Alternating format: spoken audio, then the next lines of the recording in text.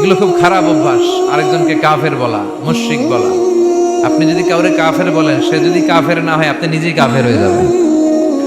ফতুয়া দেয় তুই কাফের, তুই কাফের, তোর নানা কাফের, তোর পীর সাহেব কাফের, তোর এই কাফের পীর সাহেব মারা গেলে যেখানে কবর দিবে, ওই কবরের উপরে যে ঘাস জন্মাবে, ওই ঘাস যে গরু খাবে, ওই গরুর যে দুধ খাবে, ও কাফের।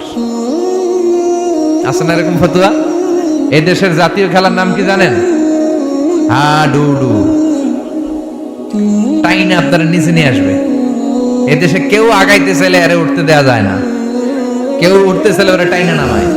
কারণ জাতীয় খেলা হাডুডু। হাডুডুর নিয়ম হচ্ছে একজন সামনে যাবে আর সবাই ওর ঠ্যাং ধরে টানবে। কথা বলেন? এজন্য এগুলো বাদ দেন। ইসলামের মধ্যে, মুসলমানদের ভ্রাতৃত্বের মধ্যে ফাটল তৈরি না করে ঐক্য প্রতিষ্ঠা করেন। আপনি সূর্যরে ভেটকি মারলে আপনি সূর্যের কিছুই করতে পারবেন না। আপনার ভেটকি আপনার মুখের উপরেই থাকবে। চিল্লায় বলেন ঠিক কি না? এজন্য যার কাছে ভালো যেটা আছে ওইটা নেন, আর পিছনে লাগালাগি বন্ধ করে দেন। এই হিংসা, এই প্রতিহিংসা পরায়ণতায় জেলাসি আমাদেরকে শেষ করে দিল। আমরা যে ভাই ভাই, মুসলমান যে ভাই ভাই, এই শিক্ষাটাই আমাদের মধ্যে নাই। আসুন ভ্রাতৃত্বের বন্ধনকে আমরা অটুট রাখি, আর বিপদে আপদে আল্লাহর উপর ভরসা রাখি।